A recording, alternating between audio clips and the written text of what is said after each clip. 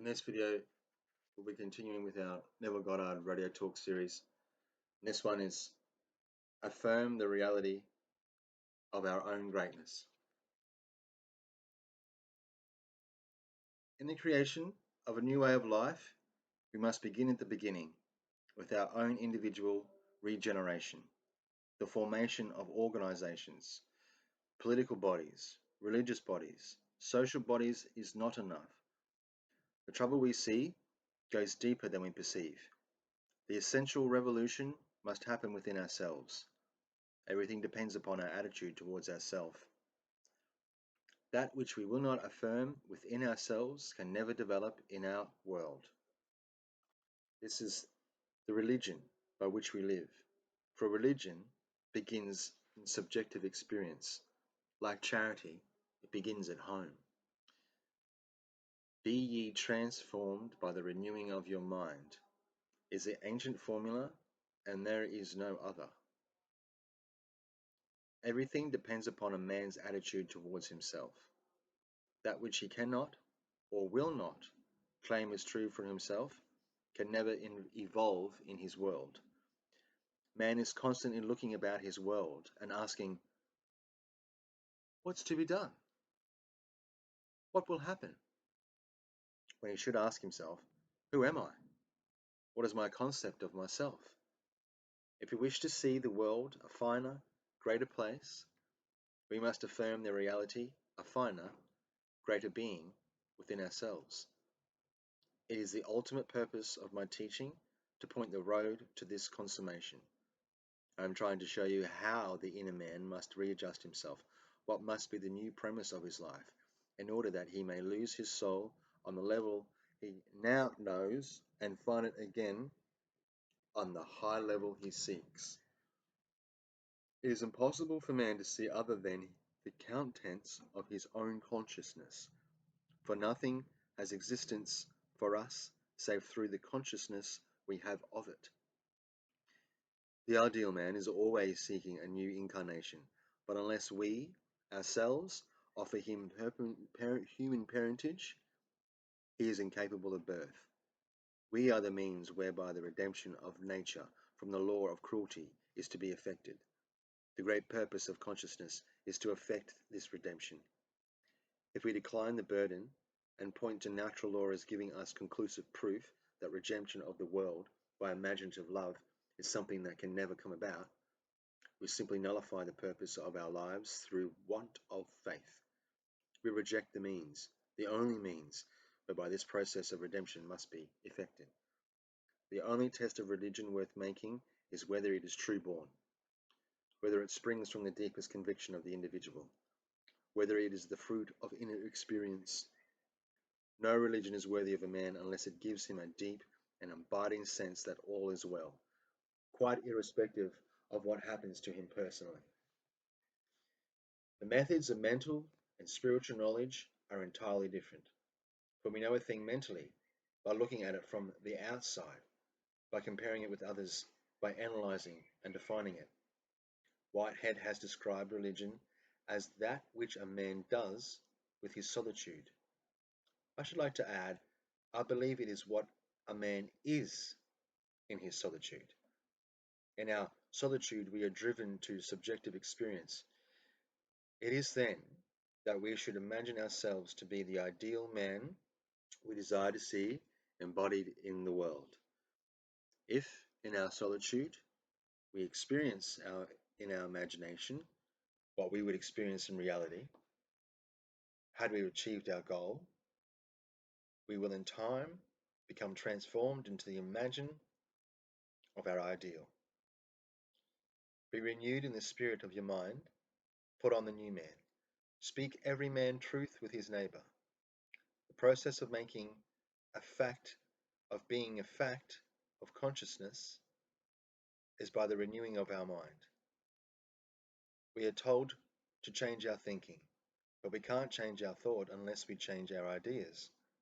Our thoughts are the natural outpouring of our ideas, and our innermost ideas are the man himself. The end of longing is always to be, not to do. Be still and know. I am that which I desire. Strive always after being. External reforms are useless if your heart is not reformed. Heaven is entered not by curbing our passions, but rather by cultivating our virtues. An old idea is not thickly forgotten, it is crowded out by new ideas. It disappears when a wholly new and absorbing idea occupies our attention. Old habits of thinking and feeling, like dead oak leaves, hang on until they are pushed off by new ones. Creativeness is basically a deeper receptiveness, a keener susceptibility. The future dream must be a present fact in the mind of anyone who would alter his life. Every great outpicturing is preceded by a period of profound absorption. When that absorption is filled with our highest ideal, when we become that ideal, then we see it manifest in our world and we realize the present does not recede into the past, but advances into the future. This is essentially how we change our future. And now, which is elsewhere, has for us no absolute meaning. We only recognize now when it is at the same time here. When we feel ourselves into the desired state here and now, we have truly changed our future. It is this changing your future which I hope to explain to you fully next Sunday morning when I am speaking for Dr. Bales at 10:30 at the Fox Wilshire Theatre on Wilshire Boulevard near La Cienega. It is my purpose to stir in you to a higher concept of yourself and to explain so clearly the method by which you can achieve this concept that each one of you will leave the surface on Sunday morning a transformed being. Discouraged people are sorely in need of the inspiration of great principles. We must get back to first principles if we are to speak with a voice that will kindle the imagination and rouse the spirit. Again, I must repeat, in the creation of a new way of life, we must begin at the very beginning with our own individual regeneration. Man's chief delusion is his conviction that he can do anything. Everyone thinks he can do. Everyone wants to do and all ask, what to do? What to do? It is impossible to do anything. One must be. It is hard for us to accept the fact that we, of ourselves, do nothing. It is especially difficult because it is the truth, and the truth is always difficult for man to accept.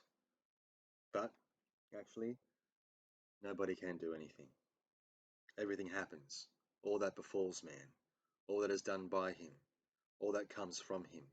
All this happens, and it happens in exactly the same way that rain falls, as a result of a change in the temperature in the higher regions of the atmosphere. This is a challenge to us all. What concept are we holding of ourselves in the higher regions of our soul? Everything depends upon a man's attitude towards himself. That which he will not affirm as true within himself can never develop in his world. A change of concept of self is the right adjustment, the new relationship between the surface and the depth of man. Deepening is, in principle, always possible. The ultimate depth lies in everyone, and it is only a question of becoming conscious of it. Life demands of us the willingness to die and to be born again. This is not meant that we die in the flesh. We die in the spirit of the old man to become the new man. Then we see the new man in the flesh. Subjection to the will of God is an old phrase for it, and there is, I believe, no new one that is better.